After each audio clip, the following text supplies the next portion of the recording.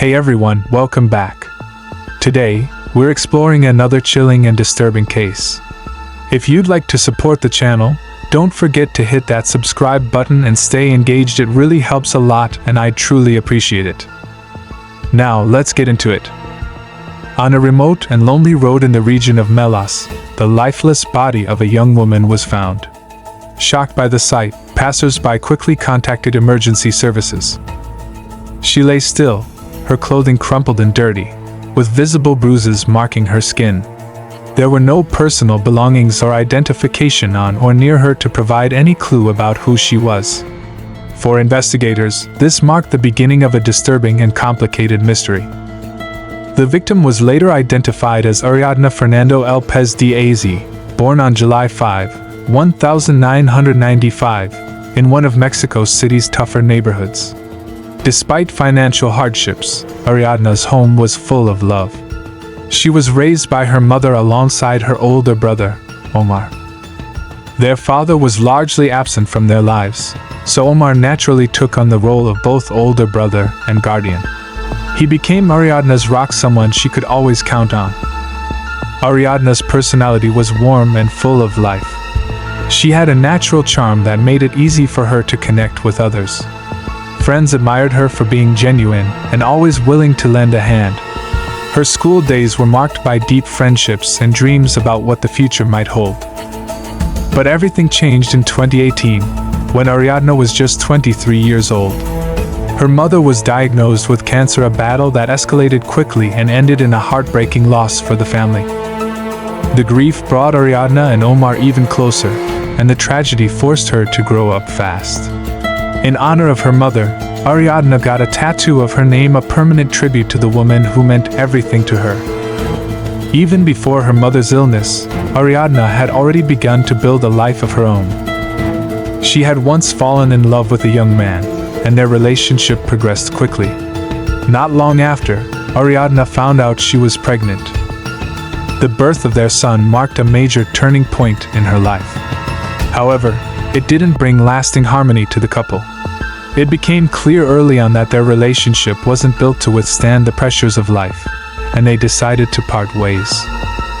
Still, they managed to maintain a respectful and cooperative relationship, co-parenting their son together.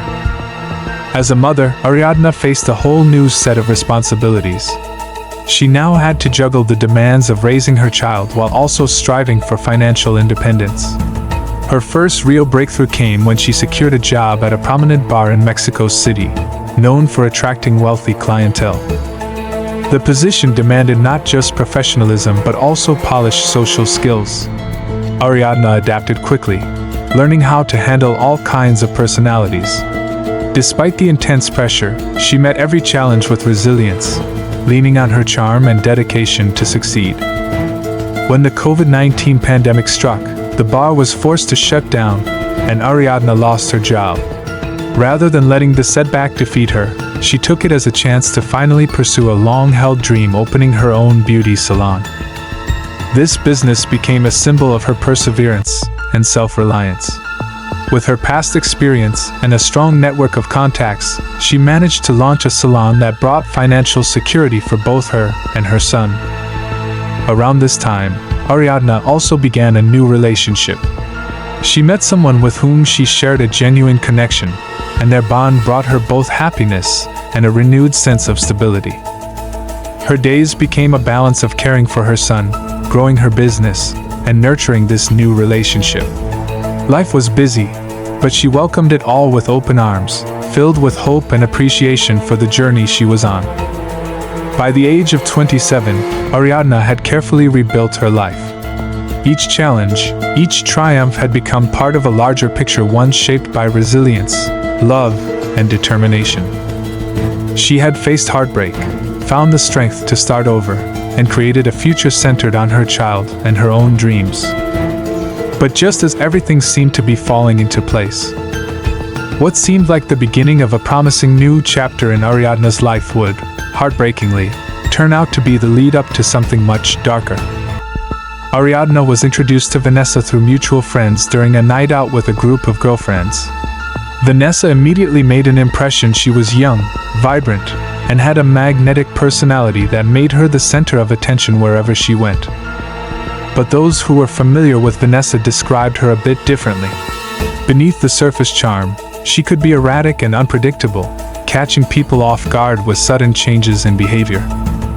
Another figure who often hovered around Vanessa's social circle was Ritel, a middle-aged businessman with a mysterious reputation. His name was constantly surrounded by speculation. Known for his wealth, influence, and extravagant lifestyle, he was regularly seen in the company of younger women, many of whom were eager to gain his favor. Whispers about his connections were common, from powerful allies to alleged involvement in shadowy circles, though no one could ever verify anything for certain. Ritel kept his past and dealings deliberately vague, and while he exuded confidence and sophistication, there was always an air of unease around him. Despite Ariadna's grounded nature and sharp instincts, she didn't immediately see how different these new faces were from the people she was used to. Vanessa, eager to impress and elevate her own status, often bragged about her ties to influential figures, especially Ritel. She portrayed him as someone with immense power, capable of making any obstacle vanish. Little by little, Ariadna began spending more time with them. Vanessa seemed unusually invested in the friendship, showering Ariadna with compliments and attention, slowly building a bond of trust. Once Vanessa mentioned Ariadna to Ritel, he became very interested in meeting her. Their first meeting left Ariadna slightly surprised. Ritel was poised, articulate, and unusually attentive. His charm had a way of pulling people in, and Ariadna wasn't immune to it. However, behind the polished exterior was a man known by some for being calculating and manipulative. Yet to Ariadna, he appeared respectful, even generous. Vanessa remained the glue between them, playing an active role in deepening their connection. She frequently extended invitations and made sure Ariadna felt included in this new, more glamorous social world. Vanessa frequently invited Ariadna to gatherings where Ritel would also be present, creating a seemingly relaxed and welcoming environment. At first, everything felt harmless, even fun. But gradually, small warning signs began to show. Friends close to Ariadna started voicing concern. They cautioned her to be wary of the crowd she was spending time with. Some had heard troubling rumors about Ritel's background and found Vanessa's unpredictable behavior unsettling. They feared this new social circle might carry hidden dangers. Despite their concerns, Ariadna didn't feel threatened. Her friendship with Vanessa offered an escape, a brief break from the stresses of daily life and a glimpse into a lifestyle she'd never been part of before. Ritel, on his end, made every effort to appear trustworthy. He was generous, friendly, and always made her feel welcome at the exclusive dinners and events he hosted. Even though Ariadna was in a relationship during this time, she continued to maintain her friendships and occasionally attended social events. According to people close to her, her partner trusted her completely and respected her independence. As time passed, subtle changes began to emerge. Vanessa became more persistent, frequently calling Ariadna and suggesting they hang out. Their plans often revolved around luxury outings or group get-togethers. Ritel, too, began trying to insert himself more deeply into her life, presenting himself as someone dependable and resourceful, always willing to help. Little by little, Ariadna found herself becoming more entangled in their world, unaware of where it all might lead. On the evening of October 30, 2022, Ariadna accepted an invitation from Vanessa to join a casual night out with friends. They planned to meet at Fisher's, a trendy and upscale restaurant in the heart of Mexico City. Vanessa had assured her it would be a relaxed evening, good food, casual conversation, and familiar company. Ritel was also expected to be there, something that made Ariadna a little uneasy. She had lingering doubts about him but didn't want to create tension with Vanessa, so she chose to go. The group gathered that night as planned. Fisher's, known for its fashionable vibe and chic ambience, was bustling with energy. At their table, the mood seemed light-hearted, glasses clinked and conversation flowed. Wine and cocktails were poured generously, and a variety of appetizers kept the atmosphere light and celebratory. As usual, Rattel commanded attention, cracking jokes, making toasts, and interacting with the staff as though he were a regular celebrity. He carried himself with confidence, making sure everyone felt his presence. Vanessa played her part as well, laughing loudly, tossing in comments, and helping set the lively tone of the evening. Most of the group followed their lead, blending into the upbeat mood. But Ariadna didn't quite fit the energy in the room. She seemed distracted, often checking her phone, replying to messages, and scrolling with a furrowed brow. Her eyes would occasionally settle on Rattel, watching him carefully, almost as if she were trying to read something behind the polished front he showed to everyone. Vanessa tried to bring her back into the fold, nudging her to enjoy herself, suggesting another drink, and urging her to relax. But Ariadna remained reserved, quietly guarded. Her expression hinted at something deeper, a discomfort that the lively surroundings couldn't quite cover up. At one point during the evening, Ariadna posted a vague and unsettling message on her social media. "Would you miss me if I disappeared?" For some, it felt like a dark joke. But for those who knew her well, close friends and coworkers, the message felt off. It didn't sound like something she would say casually.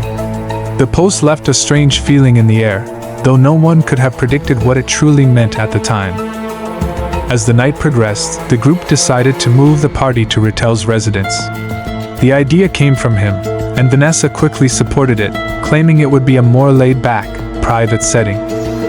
Ariadna was hesitant, but with encouragement from Vanessa and pressure from the group, she eventually agreed.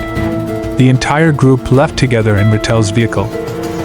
His home was in an affluent part of town, perfectly matching the wealthy, stylish image he presented.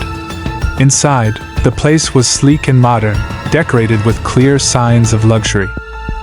Once there, everyone settled into the spacious living area. Music played softly, drinks kept coming, and the gathering continued. But something in Ariadna had shifted. She seemed more unsettled than before. She quietly stepped away from the main room. Throughout the evening, Ariadna repeatedly stepped away from the group, often checking her phone and pretending to answer calls. Her withdrawn behavior and lack of engagement didn't go unnoticed. Vanessa observed the shift and began whispering discreetly to Rattel, which only added to the uneasiness in the room. As midnight approached, Ariadna quietly said she was ready to leave, explaining that she was tired and wanted to head home. Vanessa, however, encouraged her to stay just a bit longer, promising it wouldn't be more than another half hour. Rattel didn't say much, but the way he looked at Ariadna made her visibly uncomfortable. Eventually, as the night wound down, people began saying their goodbyes and leaving. Ariadna was among the last to exit. That would be the final time anyone from that group saw her alive. The following morning, October 31, 2022, an event unfolded in the state of Melos that would send shockwaves across the country. Two cyclists out on an early ride came upon a disturbing sight: the lifeless body of a woman near the edge of a remote, little-traveled road. The location was far from any main highway and rarely visited by locals. The desolate setting only added to the grimness: dry, dusty land, sparse vegetation, and a heavy silence that hung in the air. The woman was fully clothed, but her clothing was dirty and torn. Her body bore numerous bruises and injuries that pointed to possible physical assault. Alarmed, the cyclists immediately contacted the authorities. While waiting for law enforcement to arrive, they took photos of the scene in hopes that the details might help identify the victim or support an investigation. Police eventually arrived hours later, cordoned off the area, and began gathering evidence. In the dirt nearby, tire marks were found along with impressions that suggested the body had been moved at some point. Forensic teams observed signs of a struggle, but no definitive cause of death could be determined at the scene. There were no weapons, no visible fatal wounds, and nothing on her person: no ID, no phone, no personal belongings that could help confirm who she was. Later that same day, photos from the scene began to spread across social media platforms. As they circulated, they triggered a surge of public concern and speculation. As the photos from the scene began to circulate online, concerns spread rapidly, especially among those who knew Ariadna. Friends and family who had been trying to reach her since she attended the gathering at Ritel's home immediately grew alarmed. Her brother, Omar, recognized certain details in the images, particularly a tattoo that matched one Ariadna had in memory of their mother. A sense of dread set in. Acting quickly, he filed a missing persons report and contacted the authorities, informing them that the unidentified woman found in Melas might be his sister. At the same time, law enforcement in Morelos began their own inquiry. But the investigation was flawed from the outset. The initial response from local police was harshly criticized. Evidence collection procedures were poorly executed, and several potential clues at the scene were either overlooked or not properly documented. These missteps raised serious questions about the competence and transparency of those handling the case. When Ariadna's family was called to help confirm the victim's identity, their worst fears were confirmed. Omar recognized her instantly by the tattoo on her shoulder, a symbol of their shared grief over their mother's passing. The moment was devastating. What made it even more painful was the state in which her body was found. Visible bruising and trauma, particularly on her face and arms, suggested she had endured violence. Despite these signs, the initial comments from local authorities were vague and failed to reflect the severity of the situation. From the start, Ariadna's family was vocal in their demand for justice. They insisted on a full, honest investigation and accountability for whoever was responsible. That same day, they turned to social media asking friends, activists, and the public to amplify Ariadna's story. Their efforts quickly gained momentum. A growing number of online users rallied behind the cause, calling for answers. Yet despite the pressure, the police in Melas stood by their early theory that the death might have been accidental. They claimed no conclusions could be made until the final forensic report was completed. This explanation was met with deep skepticism. Rumors began to spread suggesting that individuals with influence could be trying to interfere with the investigation or suppress information. Meanwhile, investigators turned their attention to the last people known to have seen Ariadna alive, Ritel and Vanessa. Their statements would become the foundation of the first official timeline of events. In his initial account, Ritel said Ariadna left his house on her own.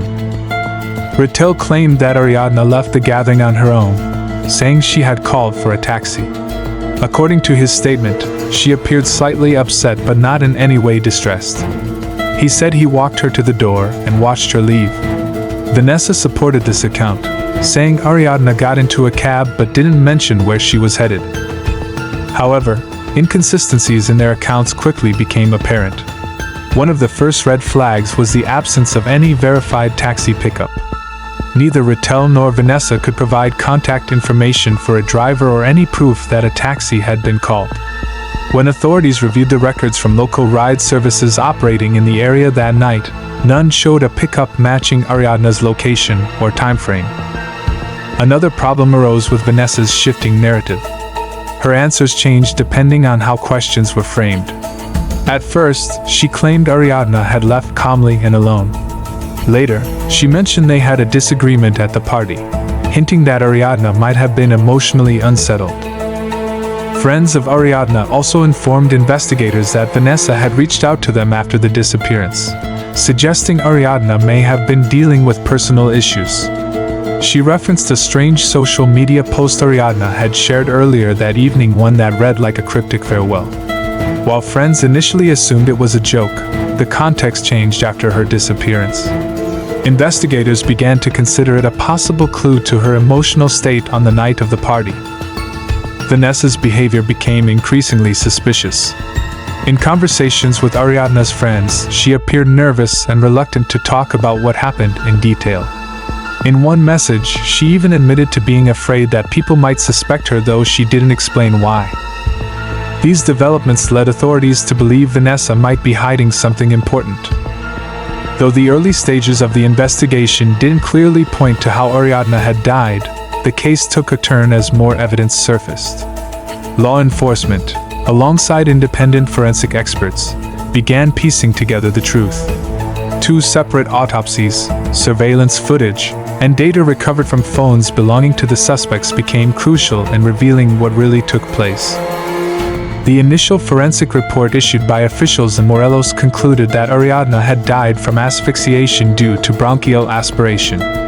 According to this account, a mix of food and alcohol in her airways may have triggered a fatal reaction. However, her family immediately doubted this explanation. They pointed to the visible bruises and injuries on her body, details that were either overlooked or minimized in the report. Unconvinced, Ariadna's loved ones called for an independent autopsy. Public support quickly grew, adding pressure on authorities to approve the request. Her body was transferred to a separate forensic institute in Mexico City for further analysis. The results from the second examination starkly contradicted the original report. This time, specialists discovered multiple signs of physical trauma: head injuries, bruises, and marks on her arms and legs that strongly suggested she had tried to fight back.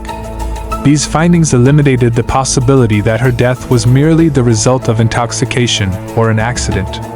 The cause was officially ruled as violent, which led investigators to reclassify the case as a homicide. A key breakthrough came through surveillance footage obtained from Rotel's apartment complex. One camera showed him early the next morning, carrying what appeared to be Ariadna's lifeless body to his vehicle. Another angle caught him placing her into the car before driving off. The footage left little room for doubt he had physically moved her body, an act that pointed to a possible cover-up. Further evidence emerged from an analysis of digital communications between Rotel and Vanessa. Investigators uncovered messages exchanged after the party where the two discussed what version of events they should share. Their conversations revealed a clear effort to align their stories when questioned by police and to manage what they told Ariadna's friends. In one of the messages, Vanessa expressed anxiety over increasing pressure from Ariadna's family. Rotel replied with reassurances, claiming he had things under control. One message even included specific guidance on how to respond to certain questions without drawing suspicion. In her conversations with Ariadna's friends, Vanessa repeatedly implied that Ariadna might have been dealing with emotional issues, subtly suggesting she may have chosen to disappear on her own. However, this version of events didn't align with how others described Ariadna: a lively, positive, and mentally stable woman with no history of emotional distress. These contradictions only intensified the doubts surrounding Vanessa's involvement. When viewed together, the results of the second autopsy, the surveillance recordings, and the incriminating text exchanges, it became clear that the narrative of an accidental death or Ariadna willingly leaving Rotel's home could no longer stand. Instead, the collected evidence pointed to a violent incident followed by a calculated attempt to conceal the truth. This led authorities to pursue legal action against both Rotel and Vanessa. Vanessa was the first to be arrested. Investigators discovered that in the days after Ariadna's death, she had been in frequent communication with Rotel, discussing strategies to avoid legal fallout. Her detention attracted significant media attention. During questioning, Vanessa continued to deny any direct involvement in Ariadna's death. However, her version of events contained numerous inconsistencies. She initially claimed to have gone to sleep early the night of the incident and insisted she was unaware of what transpired afterward. But digital records contradicted her story. Message logs revealed she had full knowledge of what had happened and had discussed specific details with Rotel. Moreover, it was discovered that Vanessa had deliberately tried to erase traces of her involvement, deleting photos, conversations, and other data that could connect her to the events of that night. As evidence against him mounted, Rotel eventually turned himself in. Accompanied by his lawyers, he presented himself to the authorities and maintained that he was innocent. In his account, he claimed that Ariadna had passed away unexpectedly at his home and that he panicked when he discovered her unresponsive the next morning. After the party, Rotel claimed he panicked upon discovering Ariadna unresponsive and decided to hide her body out of fear he'd be blamed for her death. However, investigators quickly cast doubt on this version of events. The independent autopsy revealed clear evidence of physical assault, directly contradicting his statement that she died naturally or without outside involvement. Moreover, surveillance video captured Rotel carrying Ariadna's body in a careful, calculated way, seemingly attempting to avoid detection behavior that didn't align with someone acting out of panic or trying to seek help. To make matters worse, text messages between him and Vanessa revealed a coordinated attempt to craft a shared version of events and mislead both authorities and Ariadna's loved ones. As the case developed, new and deeply concerning information surfaced pointing toward potential corruption. Speculation grew over Rotel's alleged ties to a prosecutor in Morelos, the same official responsible for the initial autopsy, which had glaringly omitted mention of the visible injuries suggesting foul play. Ariadna's family, along with social justice activists, accused the prosecutor of intentionally downplaying the evidence to shield Rotel. These accusations triggered widespread public outrage and pushed Mexico City officials to launch a formal investigation into the conduct of the Morelos prosecutor. An internal affairs review was also initiated to examine whether misconduct or abuse of power had taken place. Meanwhile, additional witness statements and recovered evidence hinted at even deeper layers to the case. Rumors circulated that Rotel may have had ties to organized crime, potentially explaining his apparent sense of impunity. Under continued questioning, both he and Vanessa maintained their innocence, denying any direct role in Ariadna's death. Instead, they attempted to protect one another and downplay the seriousness of their actions. Their evasive behavior only reinforced suspicions among investigators and contributed to the decision to keep both suspects in provisional custody. At this point, the investigation shifted focus to fully uncovering the events of that night. Authorities worked meticulously to piece together the timeline, analyze the physical evidence, and scrutinize the actions and words of everyone who had been at the gathering. Bit by bit, the truth began to emerge. As the investigation progressed, a more detailed picture began to form, one built on conflicting accounts, digital footprints, and psychological insights into the people involved that night. It all started at a trendy restaurant in central Mexico City. Ariadna, Vanessa, Rotel, and a small circle of mutual friends had gathered for an evening of food, drinks, and conversation. On the surface, it seemed like a typical night out full of laughter, music, and socializing. But beneath that lively facade, subtle signs hinted that not everything was as it seemed. Testimonies and message logs later revealed that Ariadna had been unusually quiet throughout the evening. She was frequently checking her phone, replying to texts, and stepping away to take calls, behavior that those close to her said was unusual, especially during social events. That detail would become a key piece of the investigation. Some of the messages she sent that night expressed her discomfort and a sense of unease regarding certain people at the gathering. After dinner, the group headed to Rotel's residence, a spacious, high-walled house equipped with security cameras and known among friends as a venue for exclusive get-togethers. Vanessa and Rotel took the lead as hosts, but according to later reports, tension between them was already simmering. Witnesses recalled that Vanessa made several passive-aggressive remarks directed at Ariadna throughout the night. Ariadna, trying to maintain the peace, kept her responses measured and avoided confrontation. However, as the night progressed and alcohol flowed more freely, emotions escalated. Vanessa, now visibly upset, began raising her voice and accused Ariadna of being cold and dismissive. No one else present echoed her claims, but the mood in the room turned increasingly uneasy. Rotel attempted to stay on the sidelines, though observers noted that he appeared visibly unsettled by Vanessa's outbursts. The situation reached a turning point the next morning.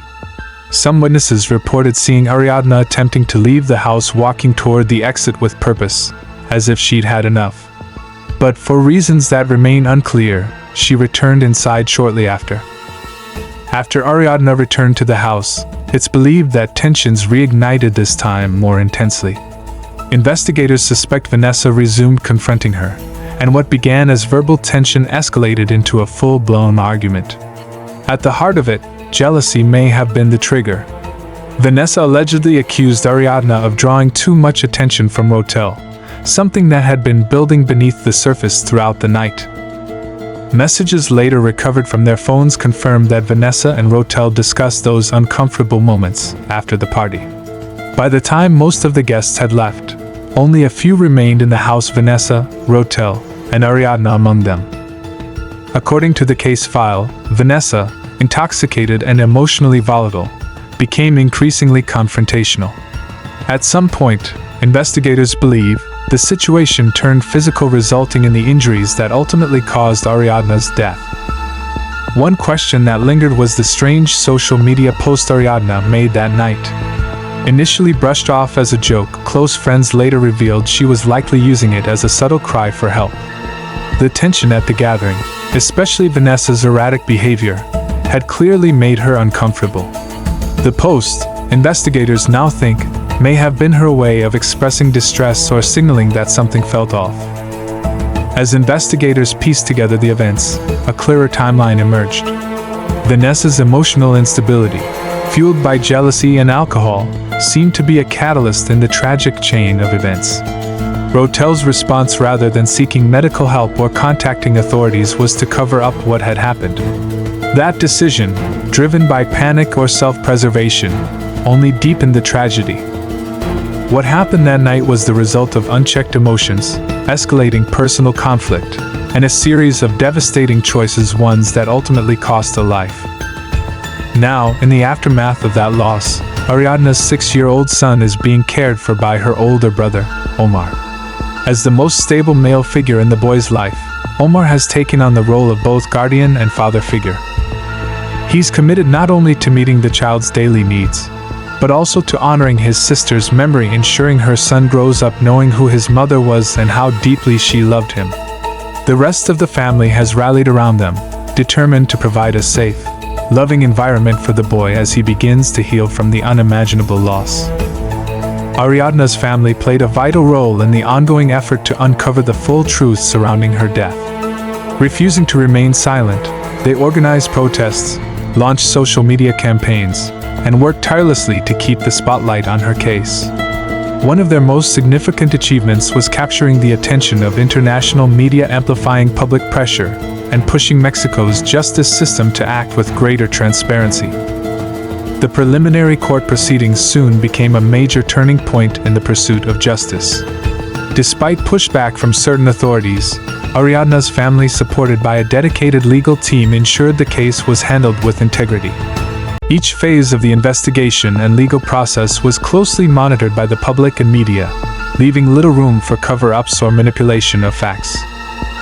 As the trial began, focus narrowed on the roles that Rotel and Vanessa played in the events leading up to and following Ariadna's death. Prosecutors presented compelling evidence, including surveillance footage, audio recordings, and text messages retrieved from the suspects' phones. These materials not only linked them to the concealment of Ariadna's body but also strongly suggested a pattern of aggression that may have contributed to her death. The defense attempted to argue that the entire situation had been a tragic accident. However, the weight of forensic evidence and witness testimony made that narrative difficult to sustain. A key point of the trial was determining motive, particularly Vanessa's emotional instability, which several witnesses described, especially when alcohol was involved. Rotel, on the other hand, was portrayed as having a questionable background, with rumored ties to criminal elements, factors that raised even more concerns about his involvement.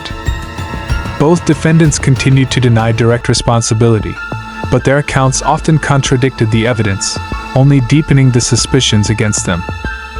Although a final verdict has not yet been delivered, the case remains active. Prosecutors have formally filed charges of homicide, potentially classified as femicide, a crime rooted in gender-based violence. In Mexico, such a classification carries severe legal weight and could result in a maximum sentence of up to 70 years in prison if the suspects are found guilty. Thank you all for watching. Your support truly means a lot. If this story moved you, consider liking the video, leaving a comment, and sharing it with others. Your engagement helps keep stories like Ariadna's in the public eye and fuels the ongoing fight for justice. See you next time.